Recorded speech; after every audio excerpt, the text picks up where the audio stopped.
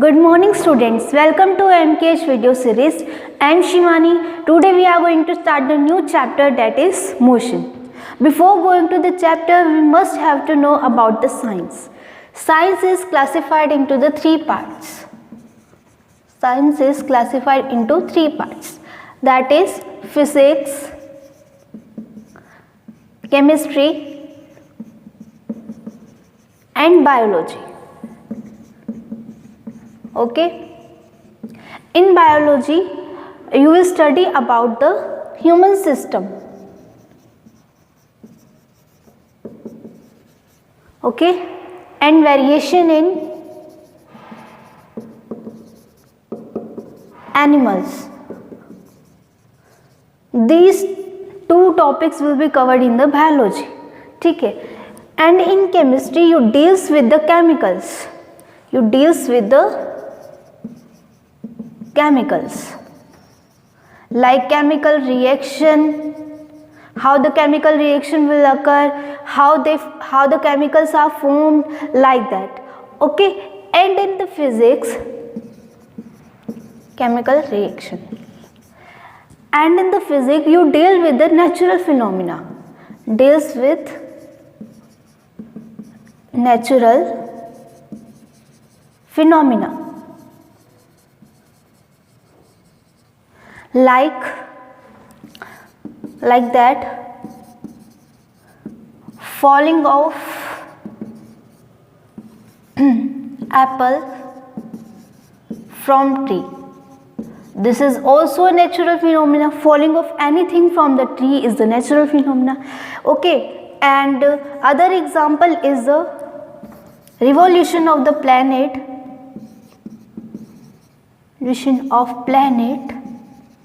around sun.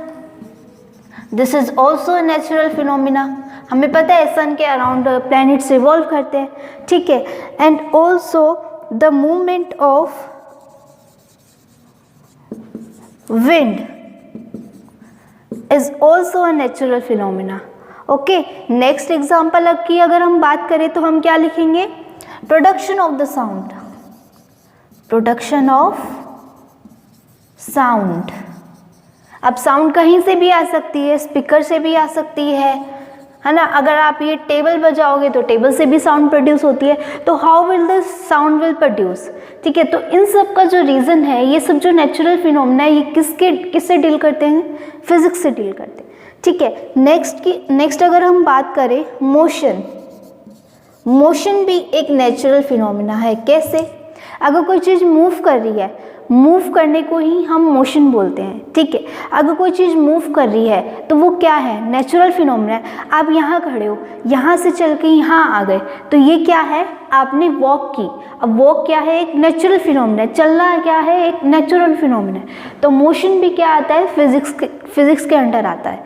ठीक है, तो इनके अलावा और भी बहुत नेचुरल फिनोमिना है जो हम फिजिक्स में डील करते हैं. ठीक है, केमिस्ट्री में हम केमिकल से डील करते हैं, बायोलॉजी में हम ह्यूमन सिस्टम और वेरिएशन इन एनिमल्स, इन सब से हम डील करते हैं. तो आई होप आपको साइंस समझ में आ गया होगा कि साइंस एक्चुअल में क्या है. ठीक है, तो let's start with our topic, that is motion. So our topic is the motion. Okay, suppose this is the object A. Okay, and they start moving forward and reach the point B. This is the point A and this is the point B. Suppose you were here and when you start moving you reach the point B. तो आप यहाँ से यहाँ क्या हो गए? Move कर गए. इसका मतलब आपने अपनी पोजीशन चेंज कर ली. पहले आप A पॉइंट पर थे, अब आप कहाँ आ गए? पॉइंट B पर. तो आपकी क्या हुई है? पोजीशन चेंज हुई है. Suppose to be you were here and you were going forward and reach this point. So यहाँ से यहाँ तक ये जो क्या हुई है? आपकी पोजीशन चेंज हुई है. पहले आप वहाँ थे, अब आप कहाँ आ गए? इधर आ गए. तो आपकी क्या हो गई? पोजीशन चेंज हो गई. ठीक है, अब देखिए क्या सिर्फ ये पोजीशन ही चेंज हो रही है और कुछ चेंज नहीं हो रहा है इसके साथ?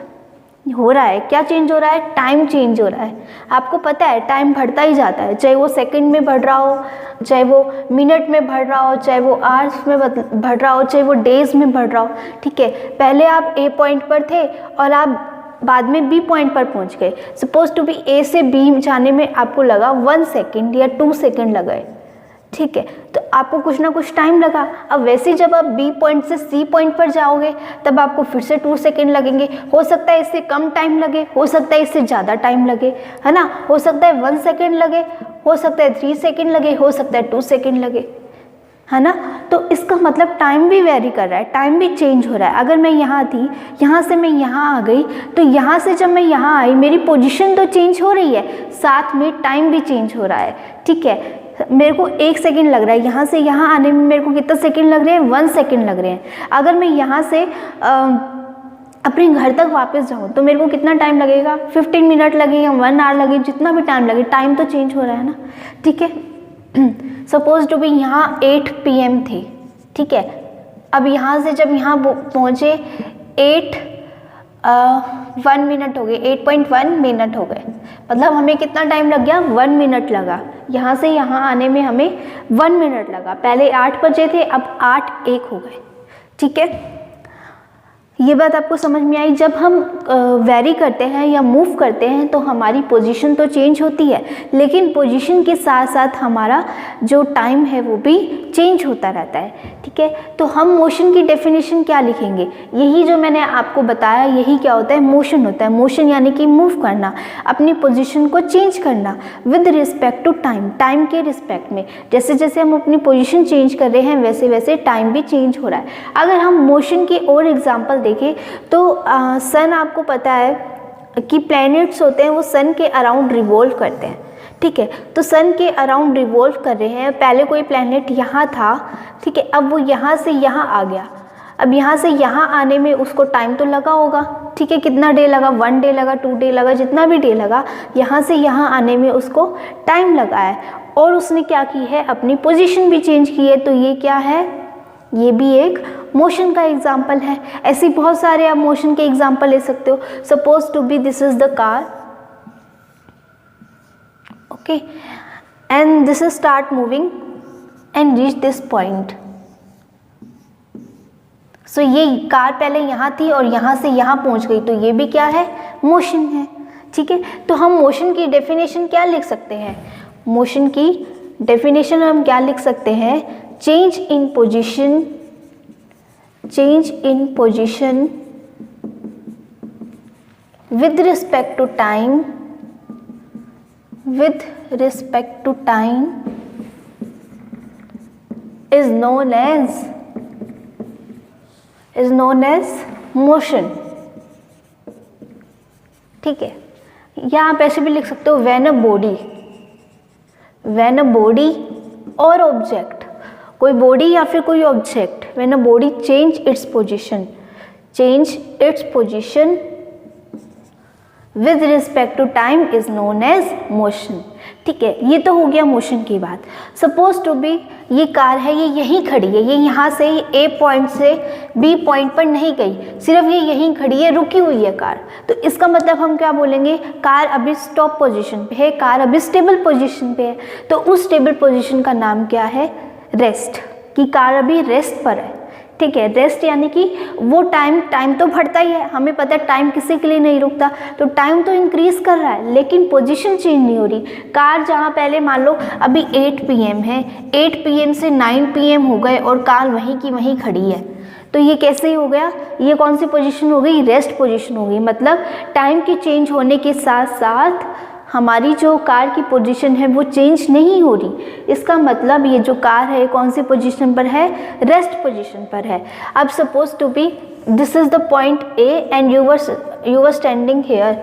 ठीक है, and after some time suppose to be this is the 8 PM and after 8:05 PM आप अभी भी वहीं खड़े हो। ठीक है, पहले भी 8 PM पर भी यहीं खड़े थे एंड जब 8:05 हुए तब 8:05 पे भी आप यहीं खड़े हो। इसका मतलब क्या है, टाइम तो बढ़ रहा है, 8 से कितना हो गया 8:05 हो गया, ठीक है। तो टाइम तो बढ़ रहा है, कितना बढ़ा 5 मिनट बढ़ गया, टाइम तो बढ़ गया, लेकिन आपकी पोजीशन चेंज नहीं हुई, आप वहीं के वहीं हो, तो ये क्या है, रेस्ट पोजीशन है। Suppose to be you were sleeping on the night, और नाइट में टाइम बढ़ता है, 9 बजेंगे, 10 बजेंगे, 11 बजेंगे, 12 बजेंगे, फिर नाइट के 1 बजेंगे, फिर 2 बजेंगे, 3, इस तरह से टाइम तो बढ़ेगा, लेकिन आप क्या हो, अभी भी सो रहे हो। तो वो सोना भी क्या है, एक तरह से रेस्ट पोजीशन है। मतलब कहीं भी अगर पोजीशन चेंज नहीं हो रही टाइम के साथ, तो उस पोजीशन को हम क्या बोलेंगे, रेस्ट पोजीशन, ठीक है। अगर कहीं पोजीशन चेंज हो रही है, जैसे यहाँ पोजीशन चेंज हो रही थी, ये जो पर्सन था ये यहाँ ए पॉइंट से मूव करके बी पॉइंट पर पहुँच गया, यानी उसने अपनी पोजीशन चेंज कर ली। तो जहाँ भी पोजीशन चेंज हो टाइम के साथ, वो क्या होगा, मोशन होगा, उसे हम क्या कहेंगे, मोशन कहेंगे। तो यहाँ हम रेस्ट की डेफिनेशन क्या ले सकते हैं, व्हेन अ बॉडी और object, when a body doesn't change its position with respect to time is known as rest। अब रेस्ट का ही दूसरा नेम क्या है, स्टेशनरी पोजीशन, ठीक है। अगर कोई पूछ ले स्टेशनरी क्या होता है, तो यही आएगी, when a body doesn't change its position with respect to time, मतलब टाइम बढ़ रहा है लेकिन पोजीशन चेंज नहीं हो रही, तो ऐसी सिचुएशन को हम क्या कहेंगे, रेस्ट और स्टेशनरी, ठीक है। तो यहाँ रेस्ट की जगह हम क्या लिख सकते हैं, स्टेशनरी। बात समझ में आ गई, ठीक है। अब मैं आपको बोल रही हूँ कि टाइम के रिस्पेक्ट में, और यहाँ मैंने लिखा है ना, when a body changes position with respect to time और रेफरेंस पॉइंट। अब ये रेफरेंस पॉइंट क्या है, what is the meaning of the reference point, ठीक है। For example this is your railway station, ठीक है। If some unknown person asking about your school direction, then how will you describe them? Then you said that from the railway station you have to go ahead, then take left। इस तरह से आप direction को मतलब बताओगे, और आपने किसके रिस्पेक्ट में बताया है, रेलवे स्टेशन से बताया कि रेलवे स्टेशन से आपको सीधा जाना होगा, फिर आपको लेफ्ट लेना होगा, इस तरह से आपने अपने स्कूल की डायरेक्शन बताई, ठीक है। तो आपने रेलवे स्टेशन से बताना स्टार्ट किया, और रेलवे स्टेशन से बताना क्यों स्टार्ट किया, क्योंकि आपको रेलवे स्टेशन से पता है, आपको कन्वीनियंट लगा रेलवे स्टेशन से बताना, ठीक है, इसलिए आपने वो रेलवे स्टेशन को यूज़ किया। तो जहाँ से आपने अपनी डायरेक्शन बतानी स्टार्ट की, यानी आपने रेलवे स्टेशन से अपनी डायरेक्शन बतानी स्टार्ट करी है, तो ये आपका क्या हो जाएगा, रेफरेंस पॉइंट हो जाएगा, ठीक है। तो railway station is your reference point, ठीक है। Suppose to be this is your home and you were standing here, okay. At time 8 PM you also, मतलब आप अभी भी यहीं खड़े हो, ठीक है।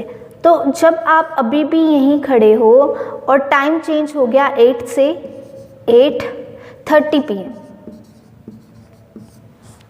तो बताओ अभी भी आप कहाँ खड़े हो, अपने घर के पास खड़े हो। तो यानी मैं बोल सकती हूँ a person doesn't change his position with respect to time और रेफरेंस पॉइंट। मतलब ये जो पर्सन है ये क्या है, इसका होम रेफरेंस पॉइंट हो गया, क्योंकि ये कहाँ खड़ा है, अपने होम के पास में खड़ा है। तो होम क्या है, रेफरेंस पॉइंट है। अब ये होम इसका रेफरेंस पॉइंट क्या क्यों है, क्योंकि जब ये मूव करना स्टार्ट करेगा, तो ये अपने घर से ही तो मूव करेगा। ऐसा थोड़ी ना कि यहाँ कोई अगर कैफ़े है, कैफ़े बहुत दूर है, मान लो इसके घर के पीछे वाली गली में कोई कैफ़े है, ठीक है, कैफ़े, तो ऐसा थोड़ी ना कि वो कैफ़े से चलना स्टार्ट करेगा, नहीं। जब वो खड़ा ही यहाँ अपने घर के पास है तो अपने घर से ही तो मूव करना स्टार्ट करेगा। अगर सपोज टू बी यहाँ होम की जगह कोई कार होती तो हम कार के बारे में बोलते कि हाँ, कि वो कार से, ये कार उसका रेफरेंस पॉइंट है और वो कार से चलना मूव करना स्टार्ट कर रहा है, ठीक है। तो कार उसकी क्या हो जाती है, रेफरेंस पॉइंट हो जाता है। बट अभी वो क्या कर रहा है, अपने घर से चलना स्टार्ट कर रहा है, ठीक है, घर से मूव करना स्टार्ट कर रहा है, तो घर इसका क्या हो जाएगा, रेफरेंस पॉइंट हो जाएगा, ठीक है। तो अभी तो ये 8:30 हो गए, अभी भी ये यहीं खड़ा है, इसके कोई फ्रेंड्स आ गए और फ्रेंड के साथ बातों में लग गया और 8 से 8:30 हो गए, ठीक है। तो क्या होगा, ये रेस्ट पोजीशन में है, मतलब इसने अपनी पोजीशन चेंज नहीं की, टाइम चेंज हो रहा है but it doesn't change its position.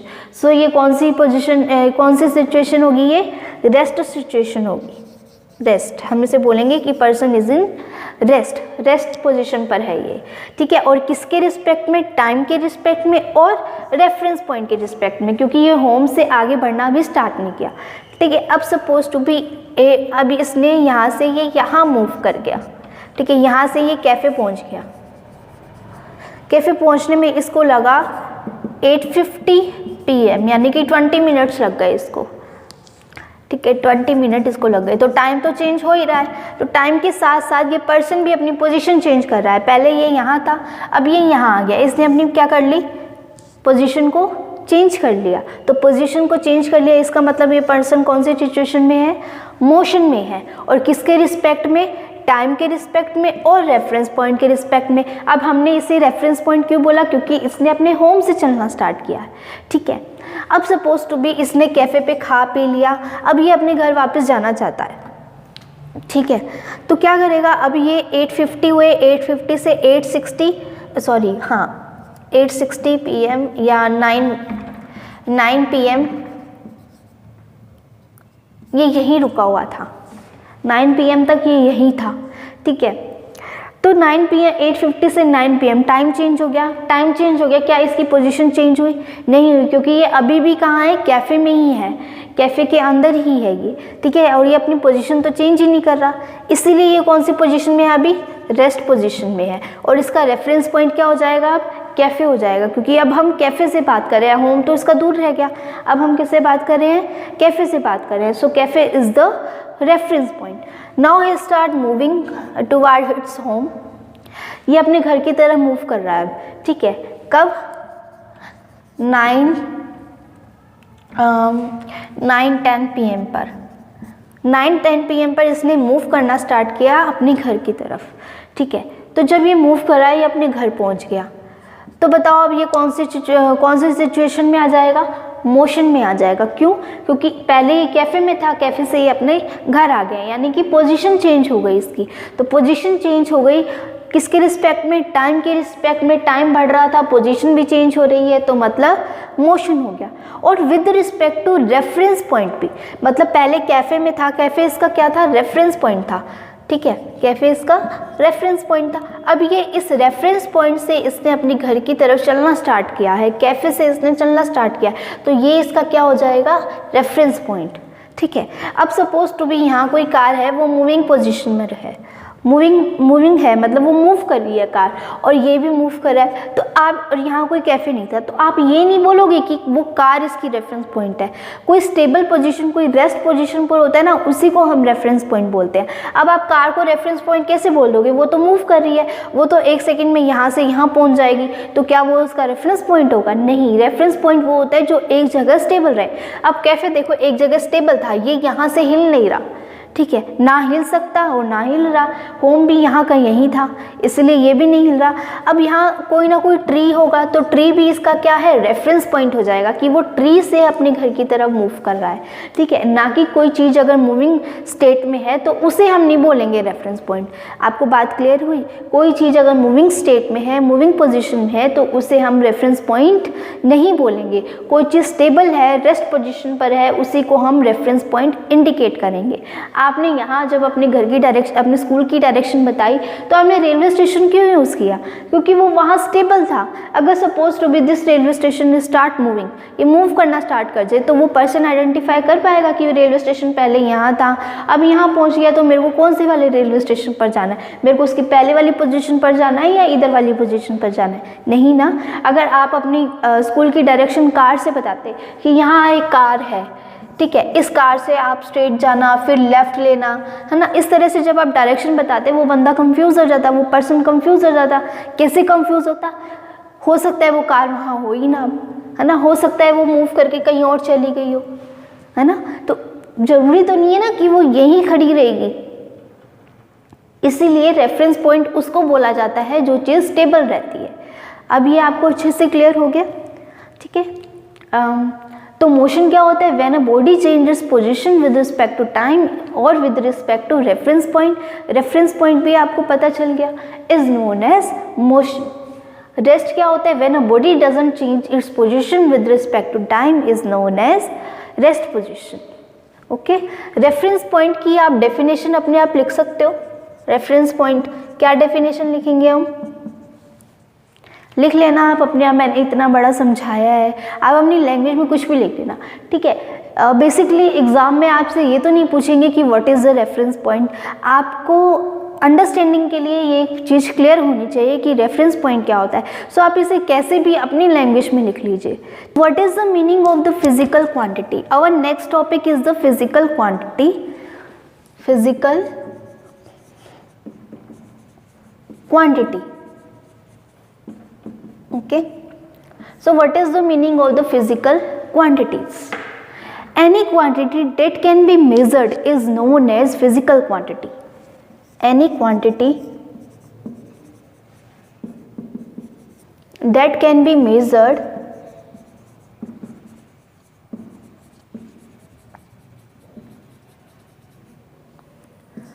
is known as physical quantity.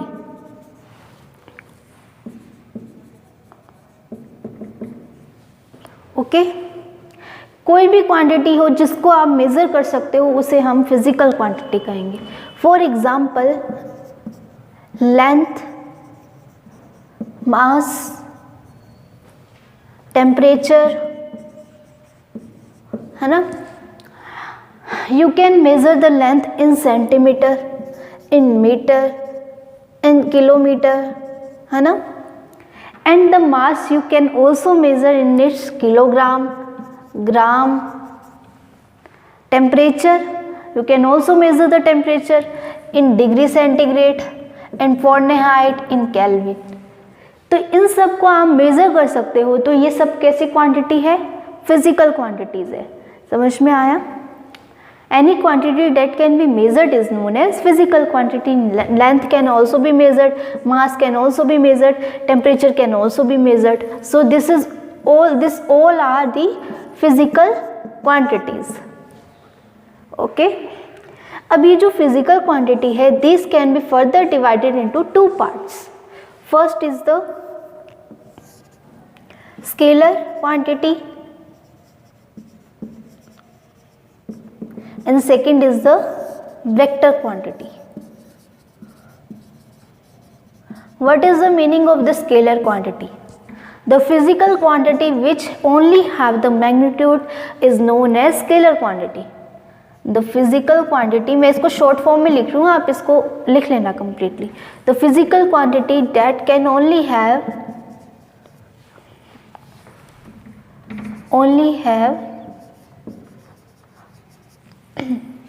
magnitude is known as scalar quantity. ठीक है। फॉर एग्जाम्पल, सबसे पहले आप ये देखिए कि मैग्नीट्यूड का मीनिंग क्या है। मैग्नीट्यूड यानी कि कोई भी न्यूमेरिकल वैल्यू। फॉर एग्जाम्पल हम बात करते हैं लेंथ की, टेम्परेचर, मास। आप लेंथ को कैसे लिखते हो, कैसे मेजर करते हो? आप बोलते हो कि this is the 1 centimetre, 2 centimetre. Temperature का कैसे लिखते हो? 100 डिग्री सेंटीग्रेड। मास को 100 किलोग्राम या ग्राम, कुछ भी लिख देते हो, है ना, यूनिट्स लगाते हो पीछे। तो ये जो आपने 1, 2, 100 और ये 100 लिखा है, ये क्या है? ये न्यूमेरिकल वैल्यू है, और इन न्यूमेरिकल वैल्यू को ही हम क्या बोलते हैं? मैग्नीट्यूड्स बोलते हैं। तो यहाँ लेंथ की मैग्नीट्यूड क्या है? 1 है। यहाँ क्या है? 2 है। यहाँ टेम्परेचर का मैग्नीट्यूड 100 है। यहाँ मास का मैग्नीट्यूड 100 है। अब हमने यहाँ 1, 2, 100 इन न्यूमेरिकल वैल्यू के अलावा कुछ लिखा है? नहीं लिखा। आप बोलोगे ये लिखा हुआ है ना सेंटीमीटर, डिग्री सेंटीग्रेड, किलो, अरे भाई ये तो इसकी यूनिट है, इसके अलावा कुछ लिखा हुआ है क्या? नहीं लिखा हुआ ना। तो इसका मतलब जिसके पास सिर्फ मैग्नीट्यूड होता है, जिसके पास सिर्फ न्यूमेरिकल वैल्यूज़ होती है, उनको हम क्या बोलते हैं? स्केलर क्वांटिटीज़ बोलते हैं। ठीक है, नेक्स्ट आता है vector quantity. The physical quantity that only have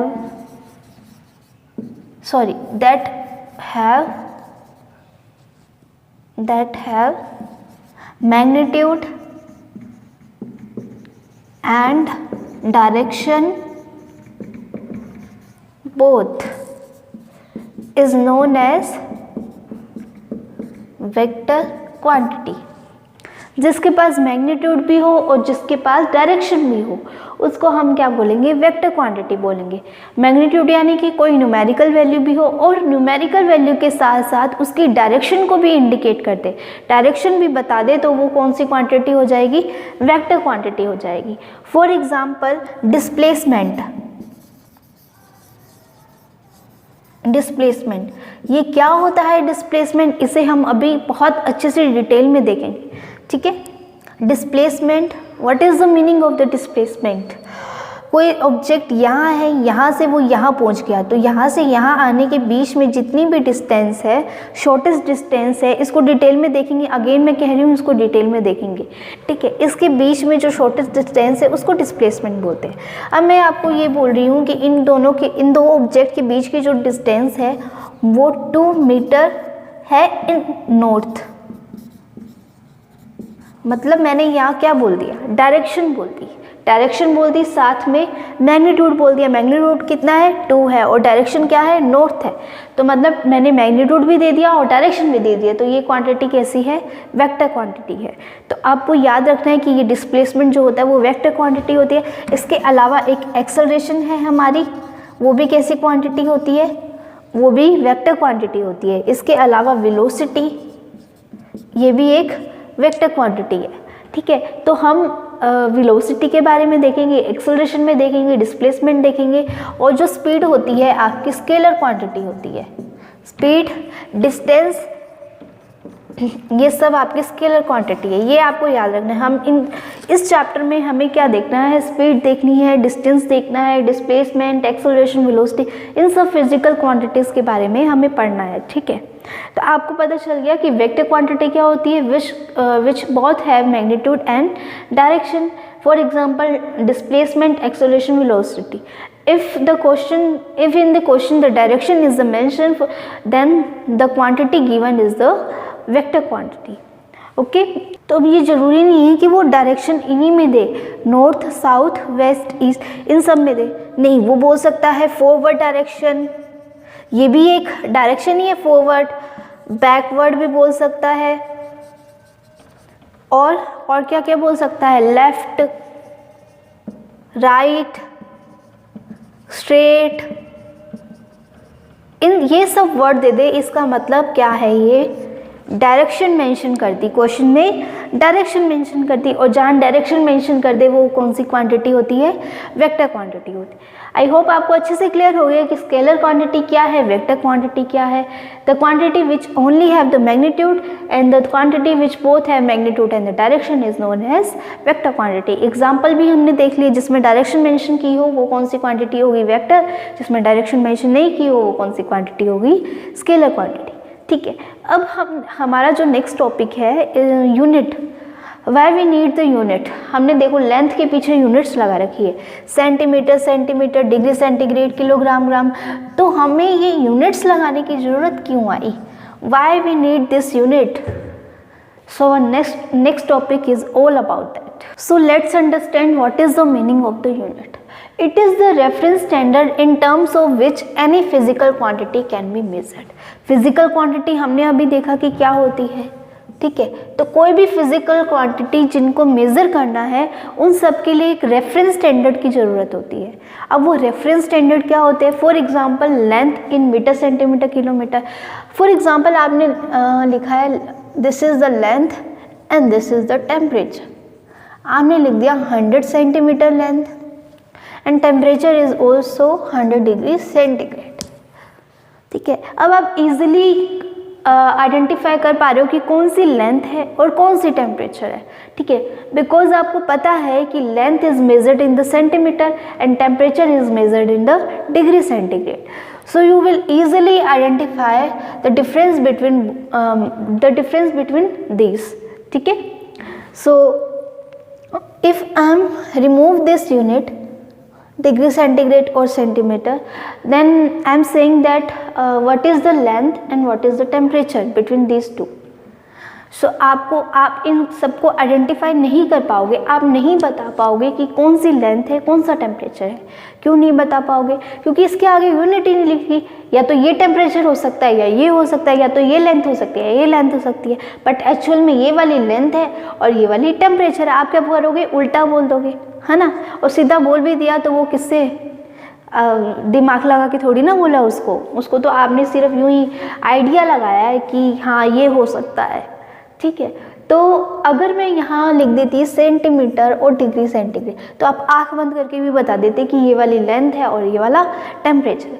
तो ये सेंटीमीटर और डिग्री सेंटीग्रेड है, ये क्या किसका काम कर रहे हैं? रेफरेंस स्टैंडर्ड का काम कर रहे हैं कि जो लेंथ है उसको हम सेंटीमीटर में, मीटर में और किलोमीटर में, इन सब में ही मेज़र कर सकते हैं. जहाँ भी ये यूनिट आ जाए, ये वाले रेफरेंस स्टैंडर्ड आ जाए, इसका मतलब वो यूनिट किसकी है, वो जो हमारी जो वैल्यू है वो किसकी है? लेंथ की है. ऐसे ही अगर मैंने यहाँ डिग्री सेंटीग्रेड लगा दिया तो ये किसका काम कर रहा है? रेफरेंस स्टैंडर्ड का काम कर रहा है, क्योंकि इस रेफरेंस स्टैंडर्ड से तो हम आइडेंटिफाई कर पा रहे हैं कि ये टेम्परेचर की वैल्यू है. अगर ये इरेज कर देती हूँ तो आप आइडेंटिफाई नहीं कर पाते कि कौन सा टेम्परेचर और कौन सा लेंथ है. लेकिन मैंने यहाँ रेफरेंस स्टैंडर्ड लगा दिया टेम्परेचर का, जो कि था डिग्री सेंटीग्रेड, तो आपको ईजिली पता चल गया this is the reference standard of the temperature, so this value is of temperature, ठीक है. सो टेम्परेचर की रेफरेंस स्टैंडर्ड कौन कौन से हो जाएंगे? डिग्री सेंटीग्रेड, केल्विन, फ़ारेनहाइट, ये सब किसके रेफरेंस स्टैंडर्ड हो जाएंगे? टेम्परेचर के. आपको पता है टेम्परेचर केल्विन में भी मेज़र करते हैं, डिग्री सेंटीग्रेड में भी मेज़र करते हैं एंड फ़ारेनहाइट में भी मेज़र करते हैं. तो जिन जिन भी यूनिट्स में हम मेज़र करते हैं टेम्परेचर की वैल्यू को, लेंथ की वैल्यू को, किसी भी फिजिकल क्वांटिटीज़ को, तो वो उसकी क्या होती है? रेफरेंस स्टैंडर्ड होते हैं, ठीक है. For example you will here see that the length can be measured in the meter, centimeter, kilometer, and the time can be measured in the second, minute and hours, and the temperature can be measured in degree centigrade, degree Fahrenheit and the Kelvin. So these are the reference standard. Reference standard किसके reference standard है? ये वाला reference standard length का है, ये वाला time का है, ये वाला टेम्परेचर का है. कहीं भी ये वाली यूनिट्स लगी हो, कहीं भी ये वाले रेफरेंस स्टैंडर्ड लगे हो, तो हम इजीली बता सकते हैं कि ये लेंथ की वैल्यू है. कहीं भी टाइम के ये वाले रेफरेंस स्टैंडर्ड लगे तो हम इजीली आइडेंटिफाई कर सकते हैं कि ये टाइम की वैल्यू है, ये टाइम को शो कर रहा है. अगर कहीं भी ये वाले लगे तो हम इजीली बता सकते हैं कि ये टेम्परेचर के वैल्यू है, ठीक है. So this is the physical quantity, है ना, और this is the reference standard, and यही हमारी डेफिनेशन है. It is the reference standard. Unit क्या होती है? इन रेफरेंस स्टैंडर्ड का नाम क्या है? यूनिट है. इन रेफरेंस स्टैंडर्ड का नाम क्या है? यूनिट है. It is the reference standard in terms of which any physical quantity can be measure, ठीक है. ऐसे रेफरेंस स्टैंडर्ड जिनकी टर्म्स में हम किसी भी फिजिकल क्वांटिटी को मेज़र कर सकते हैं, इनके बिना हम मेज़र नहीं कर सकते, ठीक है. अब जैसे मैंने ये इरेज कर दी थी यूनिट्स, तो आप आइडेंटिफाई नहीं कर पाए थे कि किसकी यूनिट है, तो हमें यूनिट चाहिए, ठीक है. अगर एग्ज़ाम में जब भी आप फिज़िक्स पढ़ोगे तो फिज़िक्स में यूनिट्स आपको लिखनी है. कहीं भी आप न्यूमेरिकल सॉल्व करोगे तो न्यूमेरिकल सॉल्व करने के बाद जो आपका आंसर आएगा उस आंसर में आपको यूनिट लिखनी है. अगर आपने यूनिट नहीं लिखी तो आपका जो न्यूमेरिकल है उसके मार्क्स कट हो जाएंगे, ठीक है. तो अगर आपने वहाँ आंसर में यूनिट ही नहीं लिखी तो मैम को क्या पता चलेगा कि आपने किस में आंसर निकाला है. हो सकता है वो डिग्री सेंटीग्रेड में हो सकता है वो सेंटीमीटर में हो. तो इसके लिए इंश्योर करने के लिए कि आपने उसी में आंसर निकाले, सपोज टू भी हमने आपसे स्पीड पूछी कि फाइंड आउट द स्पीड, और आपने यहाँ यूनिट नहीं लिखी, आपने सीधा लिख दिया 65, तो मैं क्या समझूंगी इसको? मैं ये समझूंगी कि ये हो सकता है सेंटीमीटर में लिखा है आपने, हो सकता है डिग्री सेंटीग्रेड में लिखा है, हो सकता है किलोग्राम में लिखा है ना। तो जब तक आप यूनिट नहीं लिखोगे तब तक मुझे पता नहीं चलेगा। हालांकि आपने यहाँ लिख रखा है स्पीड, लेकिन मुझे तो यूनिट चाहिए, मुझे तो यूनिट देखनी है कि आपको यूनिट पता है नहीं पता। तो 65 जब आप इसकी पूरी यूनिट लिखोगे, स्पीड की यूनिट होती है मीटर पर सेकेंड। ये हम बताएंगे कि यूनिट कैसे निकालते हैं, ठीक है। तो जब आपने यूनिट लिख दी तो आपका ये पूरी तरह से करेक्ट है। इसलिए फिजिक्स में यूनिट की बहुत ज़्यादा इंपॉर्टेंस रहती है, आपको हर जगह यूनिट लिखनी है, ठीक है। अब देखिए various system of the units, units के भी बहुत सारे सिस्टम होती है। देखिए जो लेंथ है वो मीटर में भी मेजर होती है, सेंटीमीटर में भी होती है, किलोमीटर में भी होती है, टाइम होता है वो सेकंड में भी होता है, मिनट में भी होता है, आवर में भी होता है। वैसे ये जो फ्रांस के जो साइंटिस्ट थे वो लेंथ को मेज़र करते थे फुट में, और मास को मेज़र करते थे पाउंड में, और टाइम को मेज़र करते थे सेकेंड में।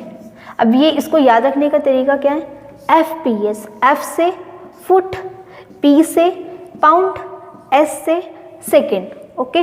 नेक्स्ट है CGS सिस्टम। जो और साइंटिस्ट थे वो CGS को यूज़ कर रहे थे। CGS यानी कि C से सेंटीमीटर, लेंथ को सेंटीमीटर में, मास को ग्राम में, एंड टाइम को सेकेंड में। अब यहाँ से देखो क्या बन गया, CGS, C से सेंटीमीटर, G से ग्राम, S से सेकेंड। नेक्स्ट है MKS सिस्टम, यानी कि जो लेंथ था वो मीटर में, मास था वो किलोग्राम में, और टाइम था वो सेकंड में। कोई दूसरे साइंटिस्ट है वो किस में यूज़ कर रहे थे, MKS सिस्टम में यूज़ कर रहे थे, ठीक है। तो मतलब हर सिटी के अलग अलग साइंटिस्ट थे, वो अलग अलग साइंटिस्ट अलग अलग सिस्टम को यूज़ कर रहे थे। कोई FPS को यूज़ कर रहा था, कोई CGS को यूज़ कर रहा था, कोई MKS को यूज़ करता। जब वो सारे साइंटिस्ट मिले तब उन्होंने देखा कि इन्होंने तो जो अपना इन्वेंशन किया है, डिस्कवरी की है, उन्होंने तो FPS में कर ली। अब हम इसको कैसे आइडेंटिफाई करें, और जो हमने इन्वेंशन किया है वो हमने CGS में किया है, तो हम दोनों के प्रोजेक्ट को कैसे मैच कर पाएँ, हम कैसे बता पाएँ कि इनका प्रोजेक्ट सही है या हमारा सही है। तो इसके लिए एक SI सिस्टम यूनिट आया। कौन सा सिस्टम, SI यूनिट सिस्टम। यहाँ SI की फुल फॉर्म क्या है, इंटरनेशनल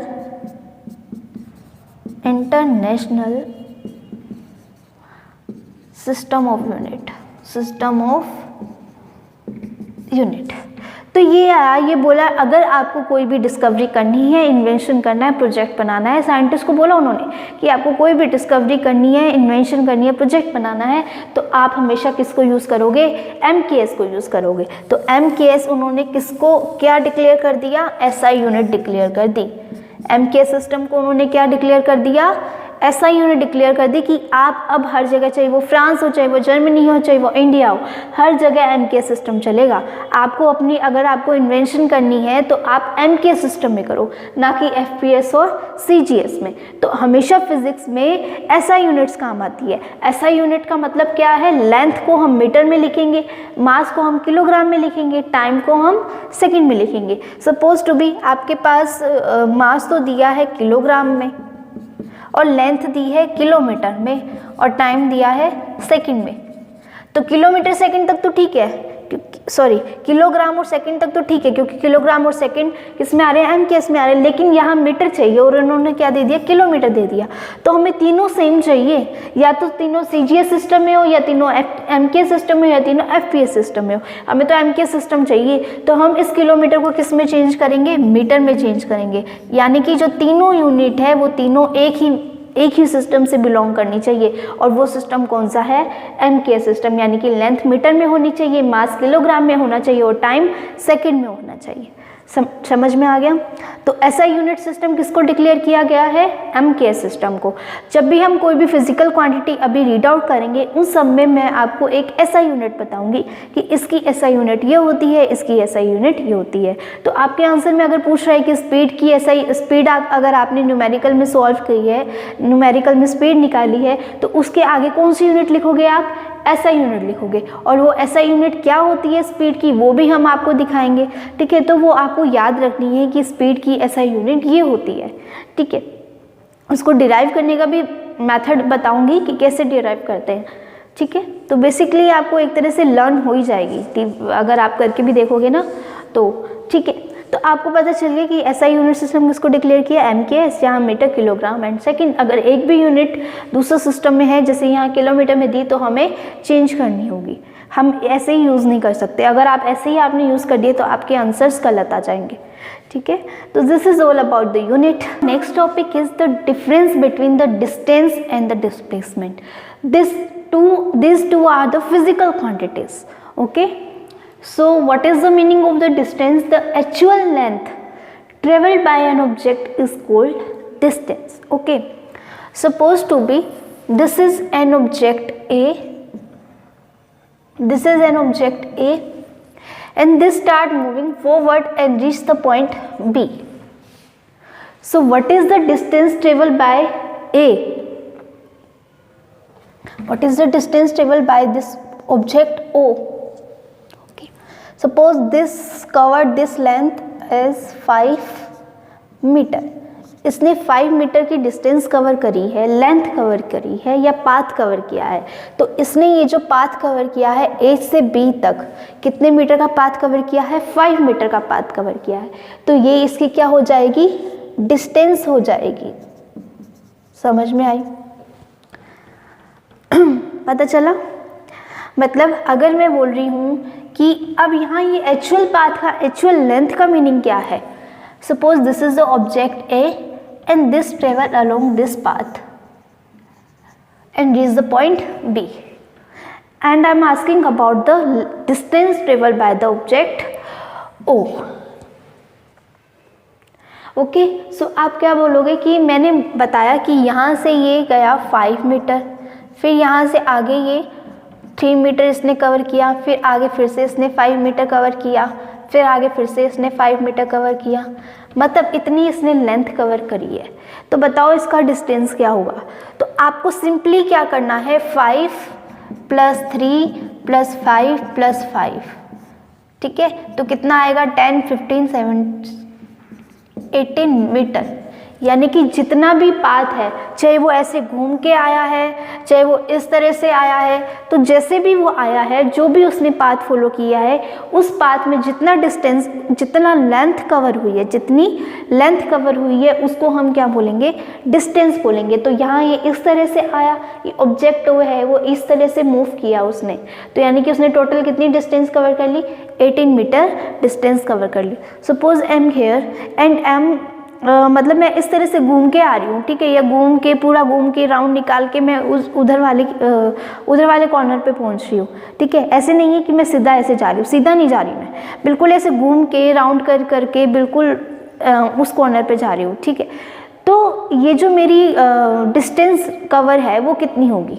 अब ऐसे नहीं है कि आप यहाँ से सिर्फ यहाँ तक ही निकाल दोगे, मैं ऐसे थोड़ी ना गई हूँ, मैं ऐसे तो नहीं गई, मैं तो घूम के आई हूँ। तो मैं घूम के आई हूँ और घूमने में एक राउंड में मेरे को कितना डिस्टेंस लगा, मतलब एक राउंड में मैंने कितनी डिस्टेंस कवर की।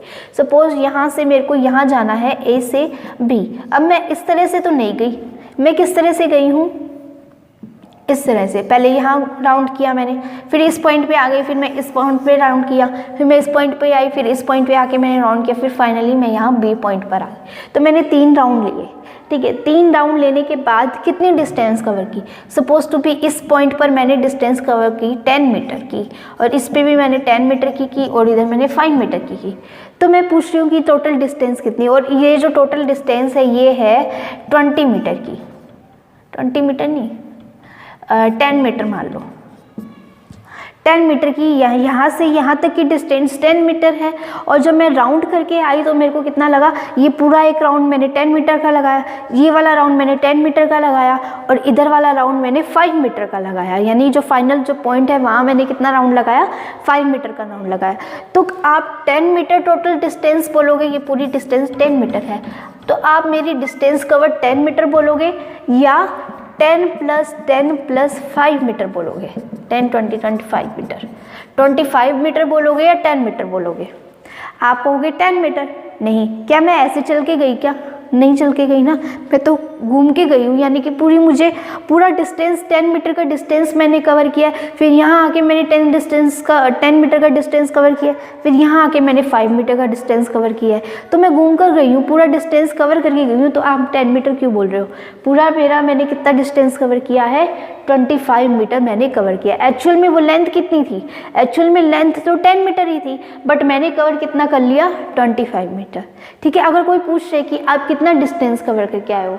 मैं बोलूँगी कि मैं 25 मीटर का करके आया हूँ, वो बोलेंगे कि 25 मीटर का, कहाँ से कहाँ तक गए? मैं बोलूँगी यहाँ से यहाँ तक, तो वो बोलेगा कि यहाँ से यहाँ तक की तो डिस्टेंस 10 मीटर ही है, आपने 25 मीटर कैसे कर ली? तो ये जो शॉर्टेस्ट डिस्टेंस है, इस शॉर्टेस्ट डिस्टेंस का नाम है डिस्प्लेसमेंट। ठीक है, ये जो पूरी मैंने डिस्टेंस कवर की है, यानी कि ये तो क्या हो गया एक्चुअल पाथ, मैंने एक्चुअल पाथ कवर क्या किया, राउंड करके मैंने एक्चुअल पाथ कवर किया है। ठीक है, तो यानी कि ये मेरा एक्चुअल पाथ है, ये राउंड वाला मेरा क्या है, एक्चुअल पाथ है।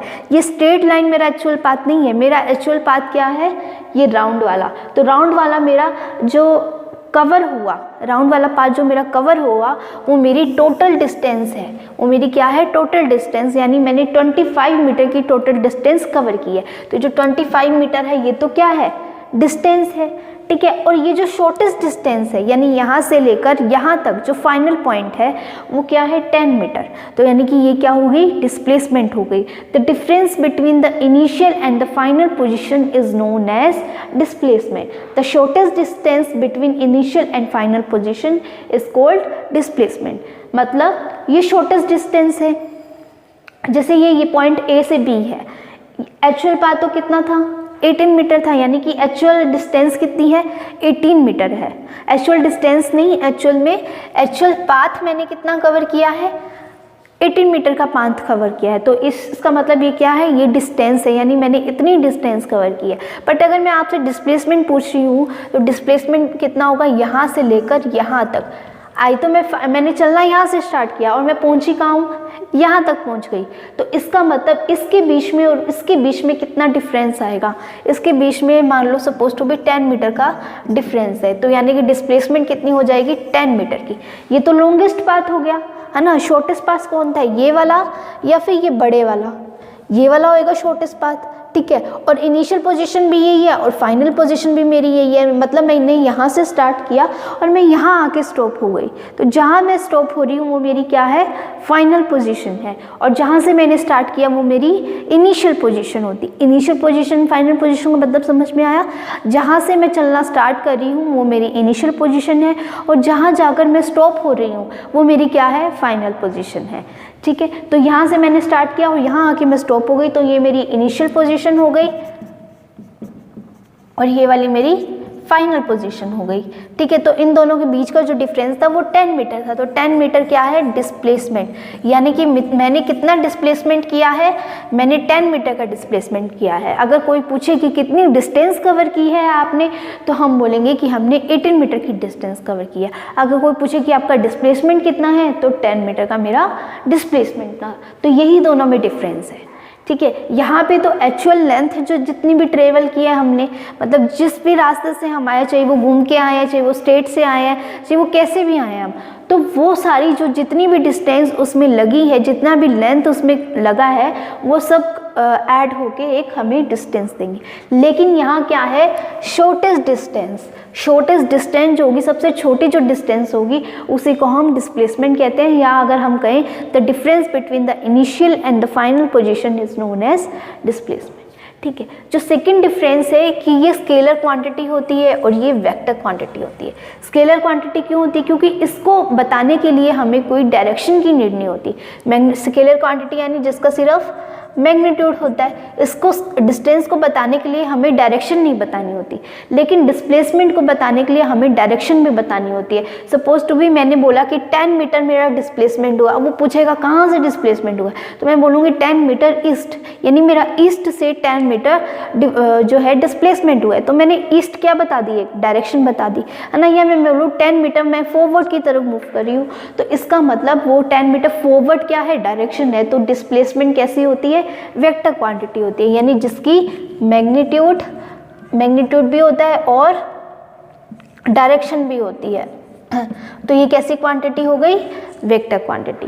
ठीक है, नेक्स्ट इसकी जो एसआई यूनिट होती है वो मीटर होती है, और इसकी भी एसआई यूनिट क्या होती है, मीटर होती है। एसआई यूनिट यानी कि इंटरनेशनल सिस्टम यूनिट, यानी कि mass in kilogram, length in metre and time in second. तो लेंथ किस में होती है, मीटर में होती है। तो यहाँ डिस्प्लेसमेंट और डिस्टेंस एक्चुअल में क्या है, लेंथ ही है, और लेंथ को हम किस में मेजर करते हैं, मीटर में मेजर करते हैं। तो डिस्प्लेसमेंट की यूनिट भी क्या होगी, मीटर होगी, और डिस्टेंस की यूनिट भी क्या होगी, मीटर होगी। अब it can be positive, negative and zero, but it is always positive and can't be zero. ये कैसे, तो इसको भी देख लेते हैं हम, ठीक है। तो एक बार मैं इसको इरेज कर रही हूँ।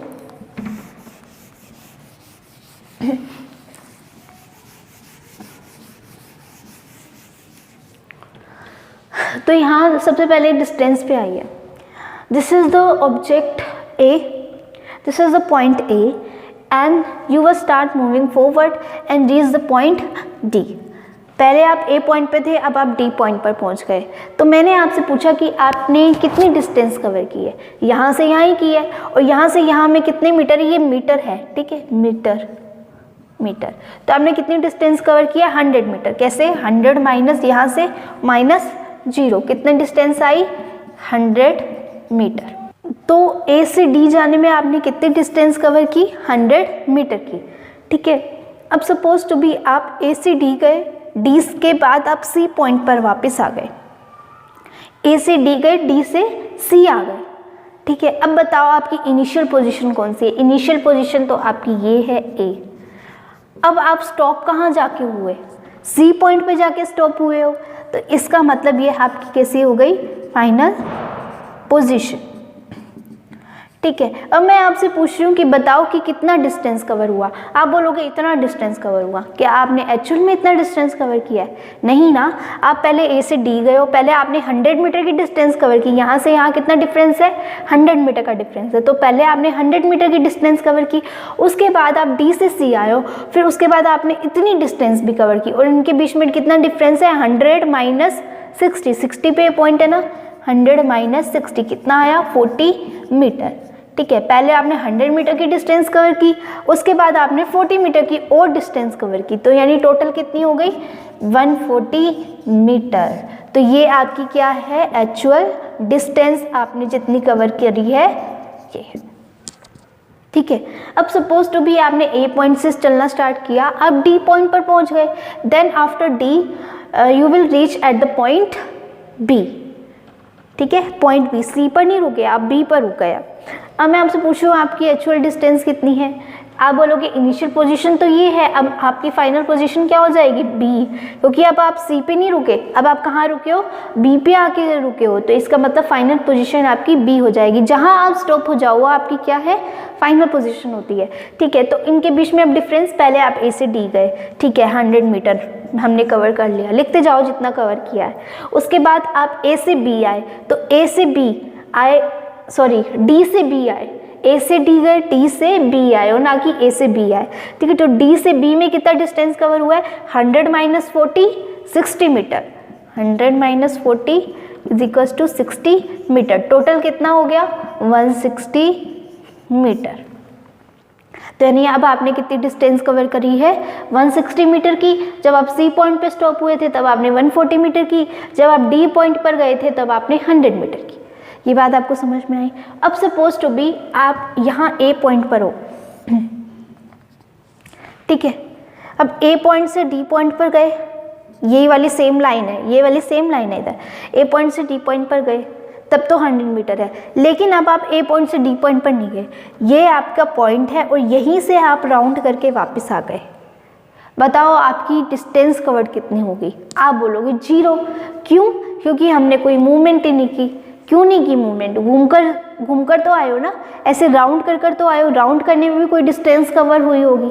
ऐसा तो नहीं है कि 0 हो गई, वो कोई ना कोई तो डिस्टेंस कवर होगी। Suppose to be 1 metre distance cover हो गई, तो आपकी ये 1 मीटर तो डिस्टेंस कवर हुई है ना, 0 तो नहीं हुई ना, इसलिए यहाँ लिखा है it can't be 0, it can not be 0, कि ये 0 नहीं हो सकती, ठीक है। तो इसका मतलब ये जो डिस्टेंस है, यहाँ आप राउंड करके वापस आए हो तो ये आपकी 0 नहीं हुई, ठीक है। नेक्स्ट अगर मैं आपको बोल रही हूँ कि ये this is the A point and this is the D point, you were here and you will reach the point D, after that you again reach the point A and A से कुछ आगे चले गए, यहाँ आ गए, ये कौन सा पॉइंट है, this is the E point, ठीक है। अब मैं आपसे पूछ रही हूँ कि how many distance covered by you, then A से डी में कितनी डिस्टेंस कवर हुई थी, 100 मीटर की, ठीक है।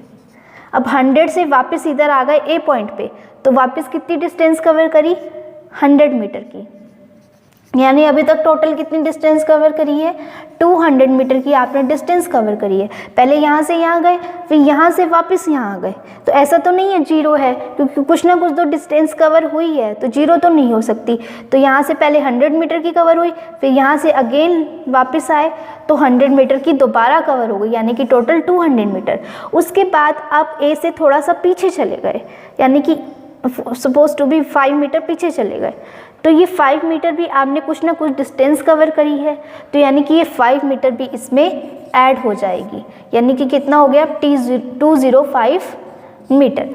क्या ये नेगेटिव में आई, आप पीछे गए हो, तो ऐसा नहीं है कि आप नेगेटिव में इस डिस्टेंस को लिख दोगे, नहीं, आप पीछे गए हो यानी कि कोई ना कोई डिस्टेंस ऐड हुई है उसके अंदर, आपने डिस्टेंस कवर की है, लेंथ को कवर किया है, पाथ को फॉलो किया है, ठीक है। तो इसका मतलब जो डिस्टेंस है वो कभी भी नेगेटिव नहीं हो सकती, हमेशा कैसी रहेगी, ऑलवेज पॉजिटिव, ठीक है। ये रीज़न समझ में आया कि नेगेटिव क्यों नहीं हो सकती, क्योंकि अगर आप पीछे मूव कर रहे हो तो ऐसा नहीं है कि आप नेगेटिव साइन लगा दोगे, हमेशा पॉजिटिव साइन ही आएगा। अब हम इसकी तरफ देखते हैं displacement. What is the meaning of the displacement? I already told you, the shortest distance between the initial position and the final position is called displacement. It is a vector quantity because it has magnitude and direction both. It can be positive, negative and zero. ये क्यों होती है अभी देखते हैं, ठीक है। ऐसा यूनिट इसकी मीटर होती है। नेक्स्ट देखो, ये वही डायग्राम है जो यहाँ बना हुआ था, ठीक है। जीरो से suppose to be you were here and here is the point D, then how many distance you covered, 100 metre. यहाँ से यहाँ कितनी डिस्टेंस है, 100 मीटर की डिस्टेंस है। अब मैं आपसे पूछ रही हूँ तो आपकी डिस्टेंस हो गई, व्हाट इज द डिस्प्लेसमेंट, आपने कितनी डिस्प्लेसमेंट करी है। तो इनिशियल पोजीशन क्या है, डिस्प्लेसमेंट क्या होती है, शॉर्टेस्ट डिस्टेंस होती है। अब जो स्ट्रेट लाइन होती है वही हमारी क्या होती है, शॉर्टेस्ट डिस्टेंस होती है। Suppose to be this is the path, अगर मैं पूछ रही हूँ इसमें की डिस्टेंस कितनी कवर्ड हुई है, तो आप बोलोगे ये पूरी जो जितनी भी है ये सब क्या है, डिस्टेंस कवर्ड है। लेकिन जब मैं आपसे डिस्प्लेसमेंट पूछ रही हूँ तो आप इन दोनों के बीच की डिफरेंस बताओगे, यानी कि ये आपकी इनिशियल पोजीशन थी और ये आपकी फाइनल पोजीशन थी, इन दोनों के बीच का जो डिफरेंस था वो आपने बताया था डिस्प्लेसमेंट, और ये वाला जो है ये आपने क्या बताई थी, डिस्टेंस ट्रेवल्ड, ठीक है। तो ये डिस्प्लेसमेंट क्यों बताई, क्योंकि ये शॉर्टेस्ट डिस्टेंस थी, और शॉर्टेस्ट डिस्टेंस कौन सी होती है, हमेशा स्ट्रेट लाइन होती है। ये कर्व्ड लाइन है और ये कैसी है, शॉर्टेस्ट डिस्टेंस, यानी कि स्ट्रेट लाइन। स्ट्रेट लाइन हमेशा ही शॉर्टेस्ट डिस्टेंस होती है, ठीक है। बात क्लियर हो गई। तो ये आपकी इनिशियल पोजीशन, ये आपकी फाइनल पोजीशन। तो डिस्प्लेसमेंट आपकी क्या हो जाएगी, a माइनस बी आपकी क्या हो जाएगी, डिस्प्लेसमेंट हो जाएगी, ठीक है। और हम बोले initial and the final position, difference between the initial and final, this is the initial position and this is the final position, and the difference between this two is known as displacement, ठीक है। अब यहाँ मैं आपसे पूछूँ कि shortest distance कितनी है, तो यही है शॉर्टेस्ट डिस्टेंस, क्योंकि इसके अलावा कहीं और तो आपने मूव ही नहीं किया, है ना। तो यही डिस्प्लेसमेंट होगी और यही आपकी डिस्टेंस होगी। This is the initial position and this is the final position. तो इनिशियल माइनस फाइनल या फाइनल माइनस इनिशियल 100 मीटर। ये तो हो गया case first. Now we are discuss the case second. Suppose you were here and you reach the point D, and after that you go to the point C, and I'm asking about how many distance you covered. तो आप बोलोगे this A to D plus D to C, ठीक है। Distance कितनी आएगी, distance पहले आप A to D गए, यानी AD प्लस D से C, वापस D से C गए, तो यानी A से D जाने में 100 मीटर प्लस डी से सी जाने में कितना लगा है 40 मीटर, 100 माइनस 16 40 मीटर, यानी टोटल 140 मीटर आपने तो डिस्टेंस कवर कर ली। Then I am asking about the displacement. तो डिस्प्लेसमेंट क्या होगा, शॉर्टेस्ट डिस्टेंस ट्रेवल्ड, ठीक है, पूरी स्पेलिंग लिख लेना इसको, शॉर्टेस्ट डिस्टेंस ट्रेवल्ड और the initial position and the final position. तो इनिशियल पोजीशन तो आपकी ये हो गई और फाइनल पोजीशन अब ये हो गई, क्योंकि आप यहाँ आके स्टॉप हो गए अब, और इनिशियल पोजीशन ये हो गई। देन इनिशियल माइनस फाइनल और फाइनल माइनस इनिशियल, यानी 60 माइनस 0 कितनी आ गई 60 मीटर। आप ऐसे भी देख सकते हो, फाइनल माइनस इनिशियल करके भी देख सकते हो, और कैसे देख सकते हो कि ये वाली डिस्टेंस बड़ी होगी, ये वाली डिस्टेंस बड़ी है या फिर ये वाली डिस्टेंस बड़ी है, ये वाली छोटी है, मतलब ये वाली बड़ी है और ये वाली छोटी है। तो हमें पता है कि डिस्प्लेसमेंट क्या होता है, शॉर्टेस्ट डिस्टेंस। तो this is the shortest distance and also this is the initial point and this is the final point.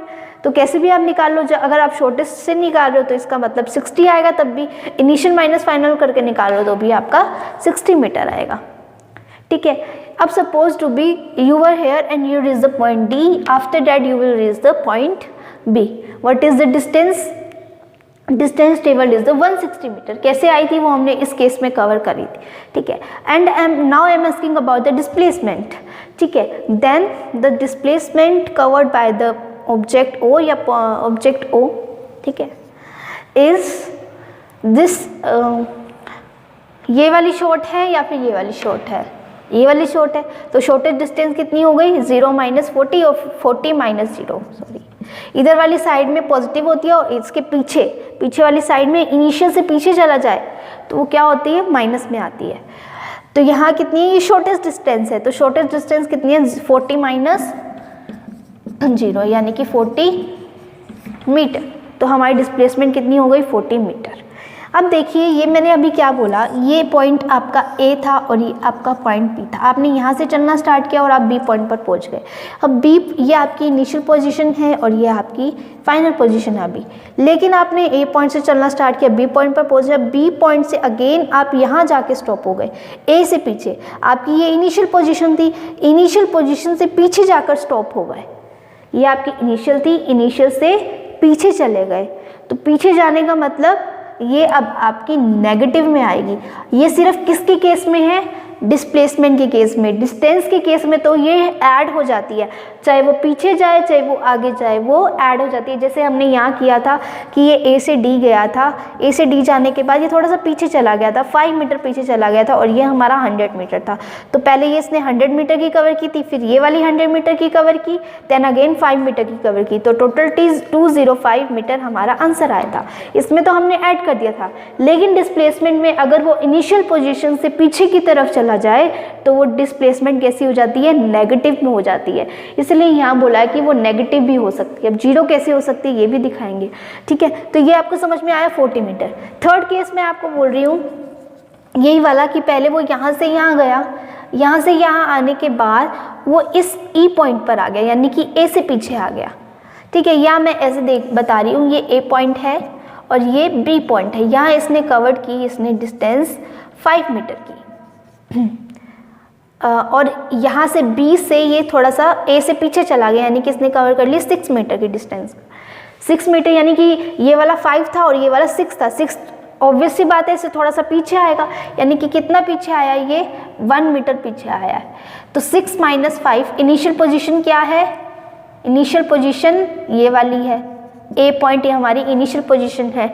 और फाइनल पोजीशन कौन सी है, अब ये वाली है, ना कि ये बी पॉइंट है, क्योंकि बी से तो चल के वापस यहाँ आया, यहाँ आके स्टॉप हुआ है। तो यानी कि फाइनल पोजीशन कौन सी है, ये वाली। डिस्प्लेसमेंट क्या होता है, displacement is equals to final position minus initial position. Final position कितनी है, sorry initial minus final, 6 minus 5, अब 5 माइनस 6 हो जाएगा, यानी कि 1 मीटर। या अगर आप 6 माइनस 5 कर रहे हो तो 1 मीटर आ रहा है, लेकिन आपको पता है ये इनिशियल से कितनी जा रही है, पीछे जा रही है, इनिशियल पोजीशन से पीछे की तरफ जा रही है। इसका मतलब ये 1 जो है ये माइनस में आएगा, इसीलिए, ठीक है, पीछे चली गई इसके, यानी कि हम 5 माइनस 6 कर रहे हैं तो माइनस के 1 आएंगे। बात समझ में आ गई। नेक्स्ट मैं बोल रही हूँ कि आप यहाँ आए, इस पॉइंट पर हो और इस पॉइंट से डी पॉइंट पर गए, डी पॉइंट से अगेन वापस इस पॉइंट पर आ गए, बताओ डिस्टेंस ट्रेवल कितनी हुई? तो आप बोलोगे 200 मीटर, यहाँ से यहाँ 100, देन अगेन डी से A 100, total 200 metre. And now I am asking about the displacement की how many displacement covered by the you. देन अब यहाँ से यहाँ गए 100 मीटर, यहाँ से यहाँ आए 100 मीटर, बताओ इनिशियल पोजीशन क्या है? ए है। फाइनल पोजीशन क्या है? यही है। तो इनिशियल माइनस फाइनल 100 माइनस 100, यानी कि इनिशियल 0 है, सॉरी 100 नहीं, इनिशियल कौन सी पॉइंट है? 0, और फाइनल पॉइंट कौन सा है? वो भी 0 है। तो ये डिस्प्लेसमेंट क्या हो जाएगी? 0 मीटर। थर्ड केस हमारा ये हो जाएगा। ठीक है, आप लिख सकते हो कि ये आपने 3 केस बना लिए। 3 केस बनाने के बाद फोर्थ केस तो आपका ये वाला था जो अब पीछे की तरफ चला गया था। ये आपका कौन सा केस है? फिफ्थ केस है। फिफ्थ केस में पहले वो ए से डी गया, फिर डी से ए आया, तो उसमें डिस्प्लेसमेंट तो आपकी कितनी हो जाएगी? 200 मीटर। देन नीचे हेडिंग डालोगे डिस्प्लेसमेंट में लिखोगे इनिशियल पोजीशन हमारी है ए, फाइनल पोजीशन भी हमारी ए है, and displacement is equals to initial minus final is equals to 0 minus 0 is equals to 0 metre.